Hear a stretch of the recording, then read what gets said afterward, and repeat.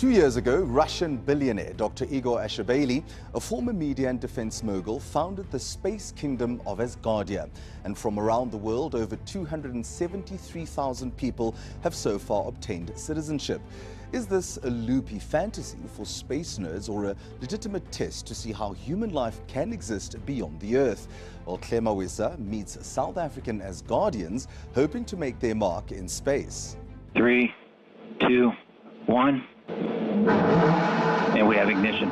In November last year, a satellite called Asgardia 1 was launched and blasted into space by the world's first self-proclaimed space nation, the Kingdom of Asgardia. A small satellite the size of a loaf of bread is orbiting Earth carrying data belonging to Asgardians, as well as the space nation's flag and constitution. The Space Kingdom of Asgardia might sound like a title to a science fiction movie. Some critics dismiss it as a joke, but for a number of serious scientists, lawyers, and explorers, Asgardia is a legitimate initiative to investigate how human life might be conducted in space. The self-appointed founding father of the Asgardia kingdom is award-winning Russian billionaire and scientist Dr. Igor Asharbaily, who has always dreamt of a space nation. Поэтому все равно это будущее человечества, уход с нашей колыбели, с нашей планеты Земля в космос. Dr. Asharbaily, who is also the founder of the Aerospace International Research Center in Vienna, chose the name Asgardia, which has its origins in Norse mythology. His ambition to ensure the peaceful use of space, protect the Earth from space hazards, and create a demilitarized and free scientific base. Long-term objectives, habitual platforms in outer space, and settlements on the Moon.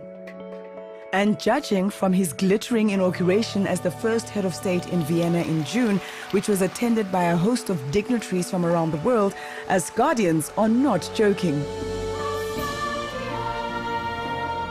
We're trying to build a new nation like never before. Nobody has ever built a nation from scratch. One of our very own, Ben Dell, was in Vienna when Asgardia's first parliament was elected. Ben, who has a background in electronics, lives in the small town of Heidelberg in the Western Cape. His interest was piqued when he came across the Asgardian website last year. I thought this was a cuckoo idea. And then I looked at who the people were that actually were involved in creating Asgardia. And I'm talking about people from the Rice Institute and in the US and people that are administrators on the ISS project. And I thought, but if these guys are involved, then maybe there's a bit more to what I'm seeing on the surface. Ben applied to become a parliamentarian and was voted in. I think over 1,000 people had applied and who were voted for. I came in as number 34 in the amount of votes worldwide which was cast. And yeah, that's where I'm today. That must have been an amazing feeling. It was absolutely fantastic. I never thought people would even read my platform and people agreed to it. You know, it's fantastic.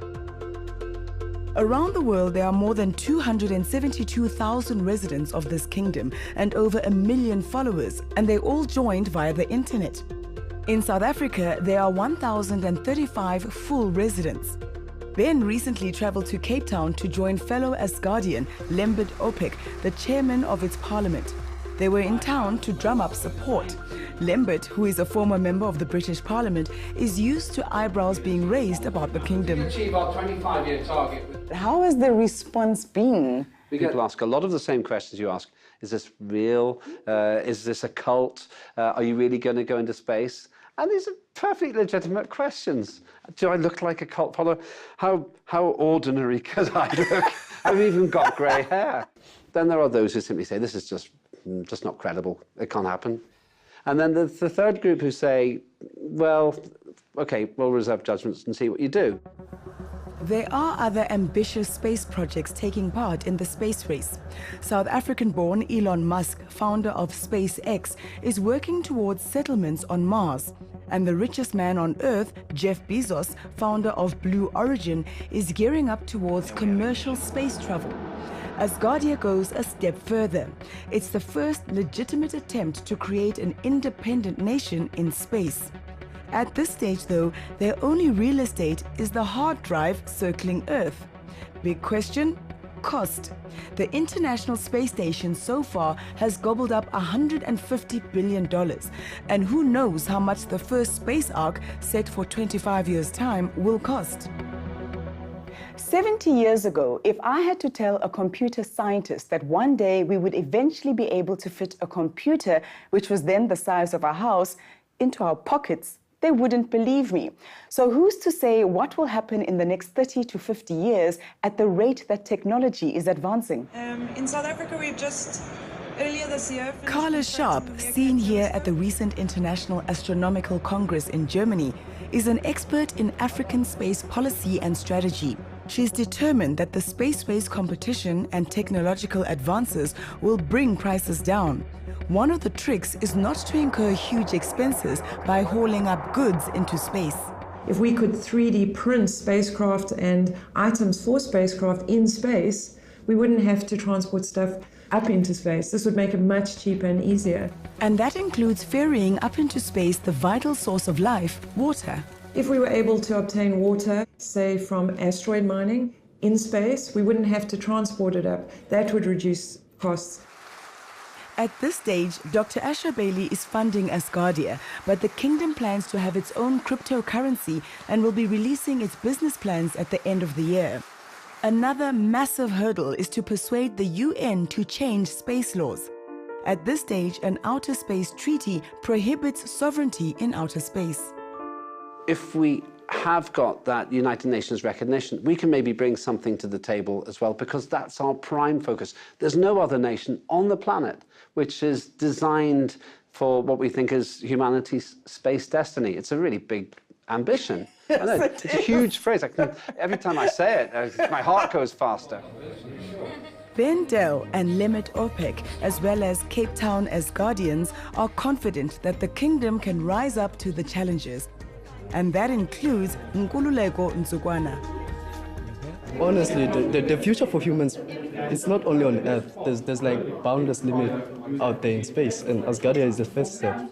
Asgardia's plans do look ambitious, but I think whether they achieve it or not, it echoes the passions that all of us in space are hoping to see come to fruition. And imagine colonies living in space. Wouldn't that be wonderful? And if they are a step towards that and helping the process and awareness, then that's wonderful. The Constitution guarantees the freedom of all citizens. And this is important for all Asgardian members who hail from countries where human rights are trampled on. It's got to be a role model for how nations should behave here on Earth. And if we do that right, maybe terrestrial nations could learn from us. And Ben can't contain his excitement about this utopian ideal, especially as he was also voted in as chairman of the Asgardian Citizen Committee, a position he attributes to South Africa's widely respected constitution. If we're going to do something for the future of humanity, I need to work from the best that there is and take it further. And that is why I'm chairperson of the Citizenship Committee, because I believe we can do a nation here which will benefit future humanity for all time to come.